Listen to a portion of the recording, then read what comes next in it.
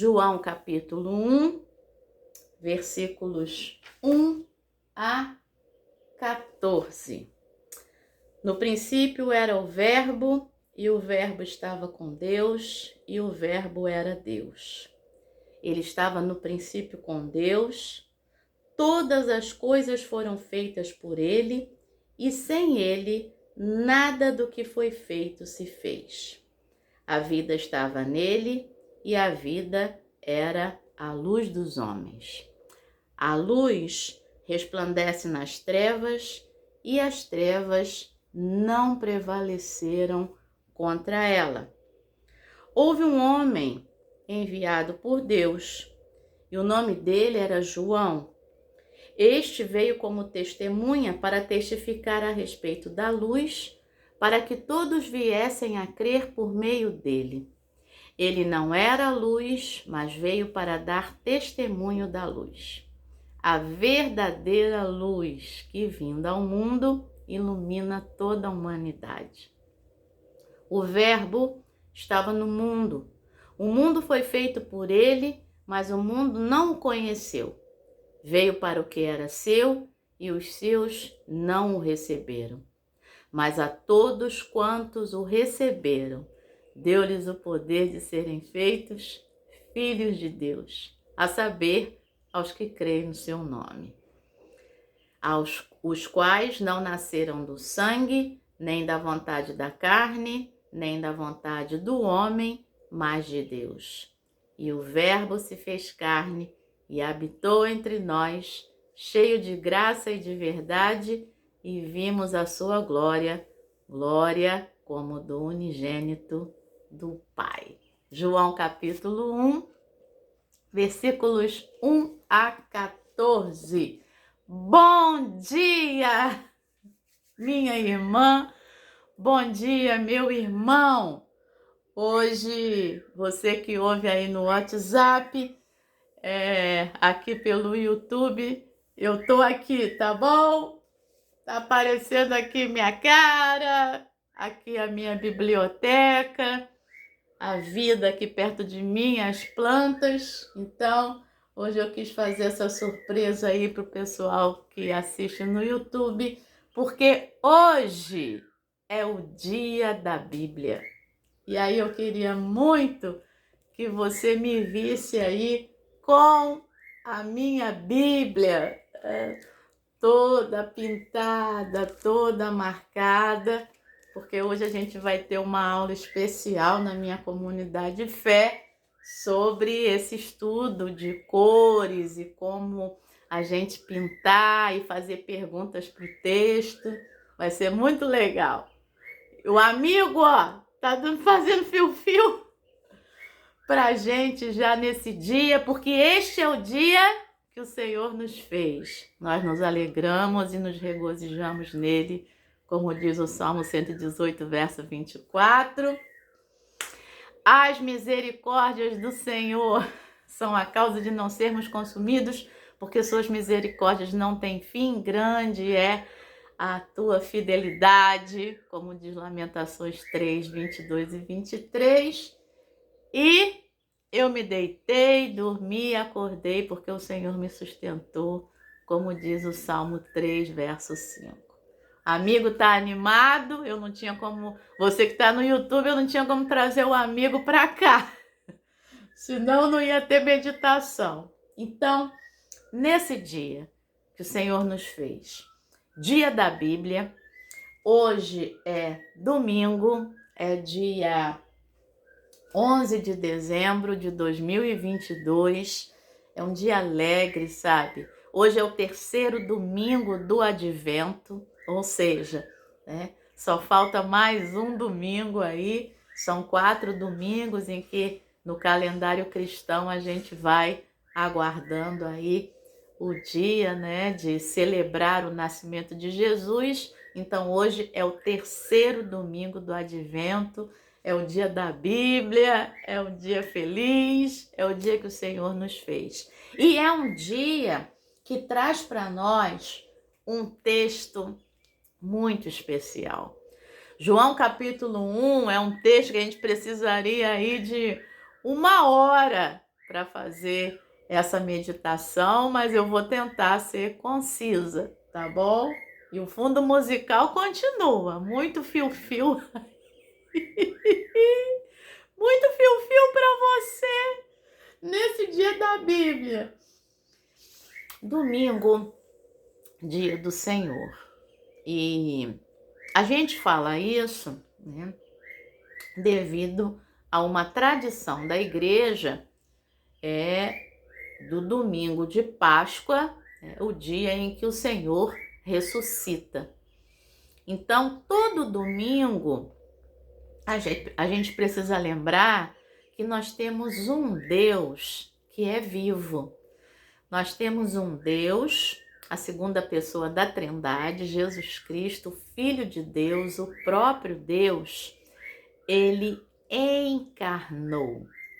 É isso que vai falar João capítulo 1, principalmente ali no seu versículo 14, que é o último versículo que nós lemos.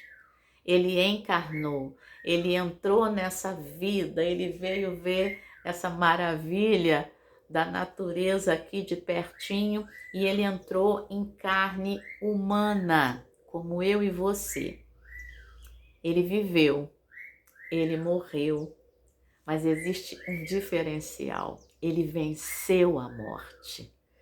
Ele ressuscitou, assim como diz lá o livro de Atos, capítulo 2, se eu não me engano, é o versículo 24, que diz para nós que a morte não poderia reter aquele que é o Senhor da vida. Então, deixa só eu conferir, é ali a palavra de Pedro ali pregando e exatamente.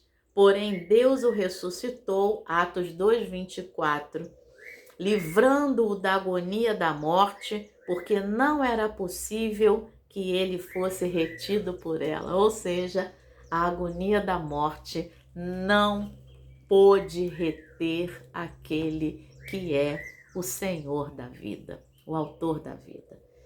E o Evangelho de João começa falando sobre isso. Esse prólogo de João, esse capítulo 1, que é extremamente filosófico, tá? Vou tentar falar mesmo aí de uma maneira concisa, mas todo esse início, no princípio era o verbo, e você já deve ter ouvido que aqui verbo é a palavra logos, no grego. E logos, para a filosofia grega, é um conceito muito amplo. O logos é aquilo que perpassa todas as coisas. O logos é esse discurso. Ó, eu falei do logos e o amigo fez um fio-fio especial. Então, o logos é esse discurso, é essa palavra criadora, é essa palavra que passa tudo. E que perpassa tudo. As minhas palavras não passarão, sabe? Então, você tem toda uma questão filosófica em cima do logos aí, desse conceito. E, ao mesmo tempo, o Evangelho de João está retomando o Gênesis, a criação. Então, no princípio, era o verbo, era a palavra, era o discurso, era o logos. O Logos estava com Deus e o Logos era Deus. Então, Deus é a própria palavra. Ele estava no princípio com Deus. Ele estava no princípio diante de Deus. Essa palavra estava diante de Deus. E essa palavra hoje está diante de você, meu irmão e minha irmã. E hoje é dia de celebrar essa palavra. Todas as coisas foram feitas por Ele, pelo Logos, por essa palavra. E sem ele, nada do que foi feito se fez. A boca de Deus se abriu e disse, haja luz, e houve luz. E se abriu e disse, haja luminares, e houve luminares.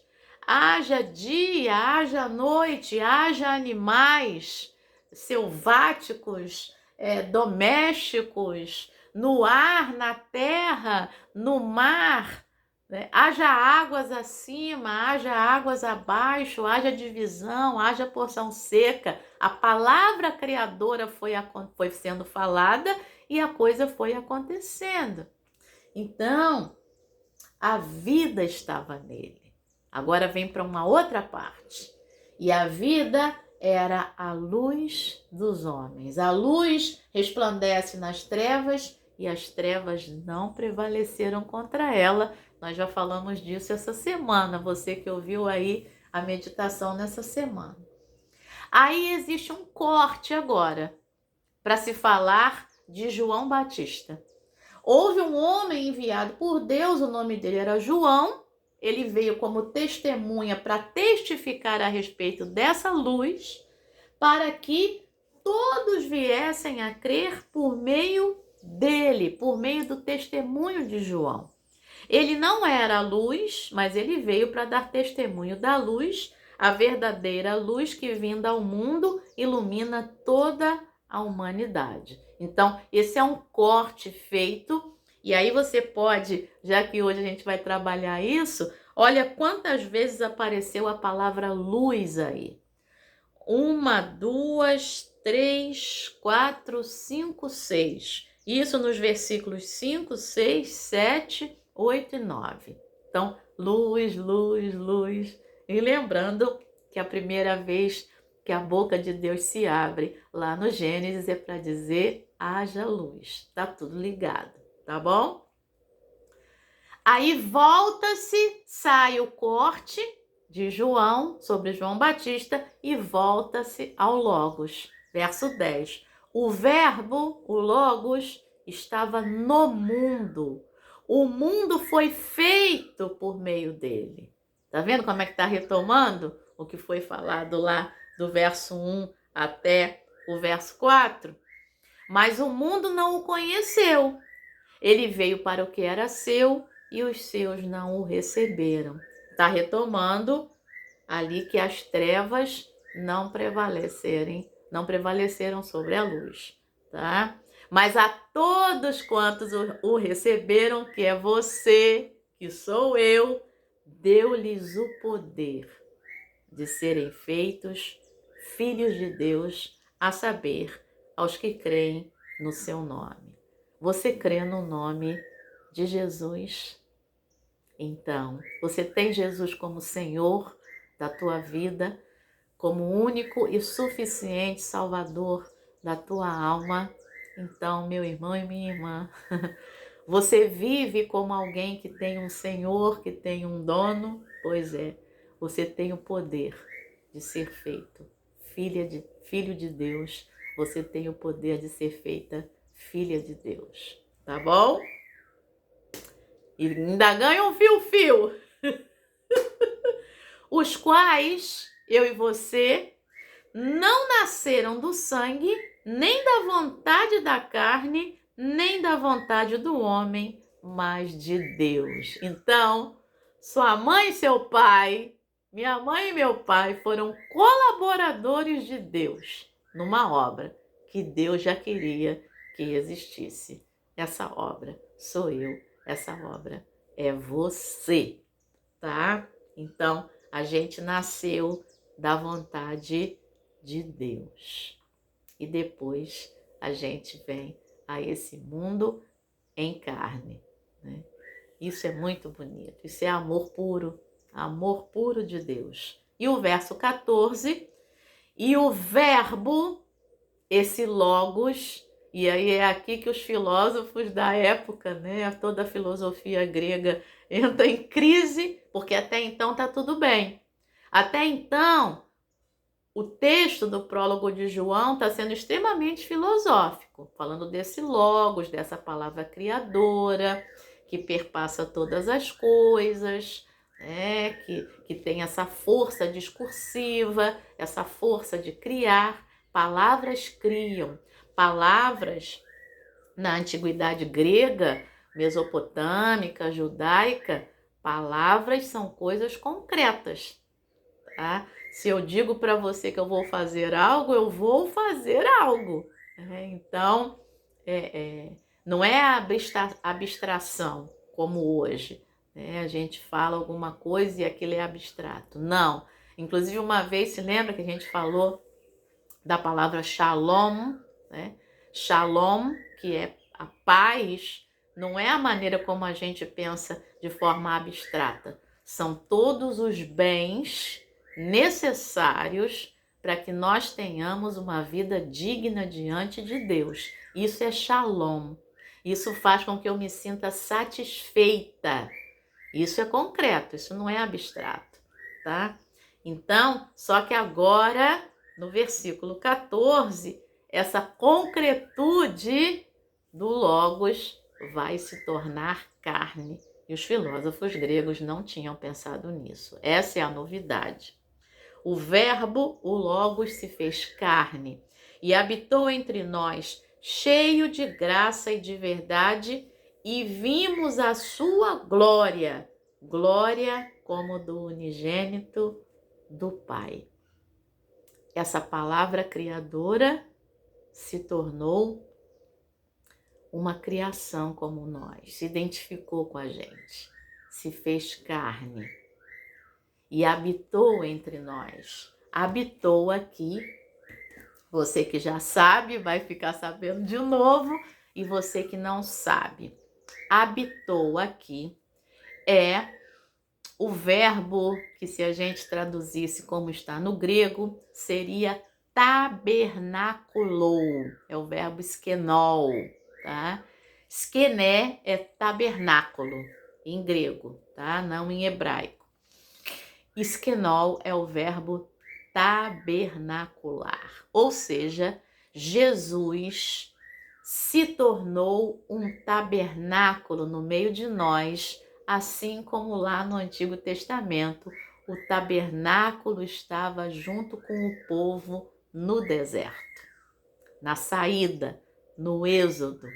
E conforme a nuvem se mexia, o tabernáculo era desmontado e começava, e aí todo mundo desmontava suas tendas e começava a andar.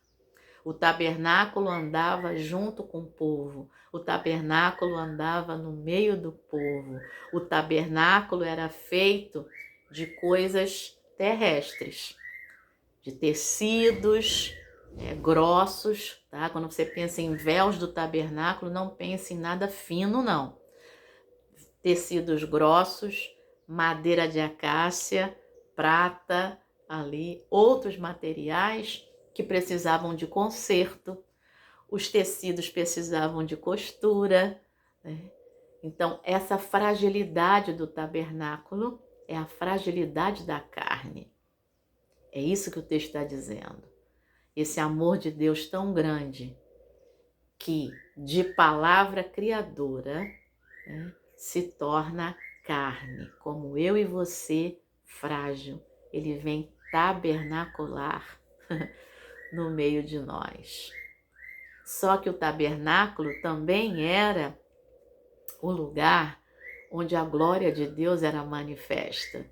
Você se lembra? Pois é, era ali no tabernáculo que a glória de Deus aparecia.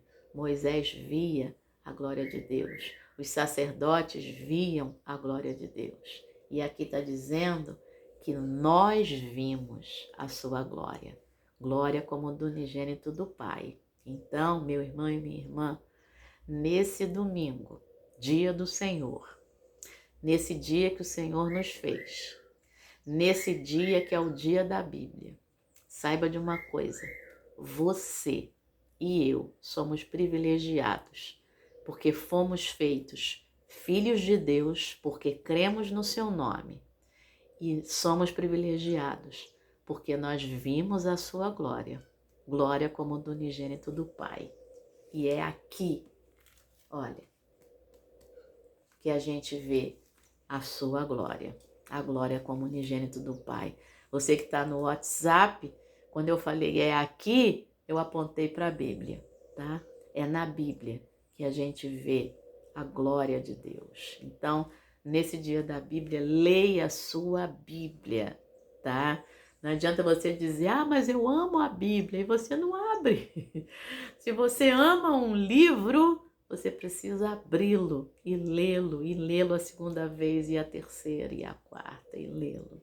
A Bíblia é um livro para você ler todos os dias, tá? E até mais de uma vez ao dia. É um livro do coração, é o livro da alma, é o livro do Espírito, é a palavra de Deus, é a palavra de Deus. Então, você quer encontrar Jesus? Você vai encontrar na Bíblia. Todos esses livros aqui, para quem está no WhatsApp, aí aqui no YouTube eu estou aqui na minha biblioteca, todos esses livros aqui são para que a gente possa entender este livro aqui que é a Bíblia. Então, que a gente possa aí ter esse livro na nossa vida, não na nossa cabeceira, mas na nossa vida. Tá bom? Vamos à meditação no cenáculo. Vamos lá. Hoje é o nosso irmão Aaron, lá de Connecticut, Estados Unidos. Ele coloca como epígrafe Lucas capítulo 2, verso 11, claro, um texto referente ao advento. É que hoje na cidade de Davi lhes nasceu o Salvador, que é Cristo o Senhor. Quando visitei Nova York, durante a temporada de férias, parei na árvore de Natal do Rockefeller Center. Pois é, eu já fui lá também. Um ano, acho que 2011 para 2012, se não me engano, ou 2010 para 2011, já não lembro. Eu vi essa árvore também do Rockefeller Center e é algo lindíssimo. Tinha mais de 20 metros de altura e parecia espetacular, com milhares de luzes e uma estrela brilhante. Fiquei encantado com os sons das famílias e amigos apreciando as festividades juntos. Até estranhos se cumprimentavam alegremente com um aceno enquanto seguravam seus cafés quentes ou chocolate, porque é um frio. Mas deixa eu fazer um adendo aqui. A experiência que eu tive ali no Rockefeller Center foi parecida com a experiência de Atos dos Apóstolos, tá? Com o dia do Pentecostes. Você consegue ouvir várias línguas diferentes. Estou me arrepiando toda. Lembrando dessa experiência. Eu ouvia, várias línguas diferentes. E eu conseguia identificar, aliás, Nova York é isso o tempo inteiro, né? Eu conseguia, não só ali, mas eu conseguia identificar um brasileiro, porque aí eu ouvia alguém falando português no meio daquela multidão de Nova York, no inverno, ali nas festas, né? Natal e Ano Novo, e naquela semana eu estava lá, né? Fazendo um curso para o doutorado, né, sobre o Evangelho de Ruth lá na faculdade em New Jersey, então Nova Jersey.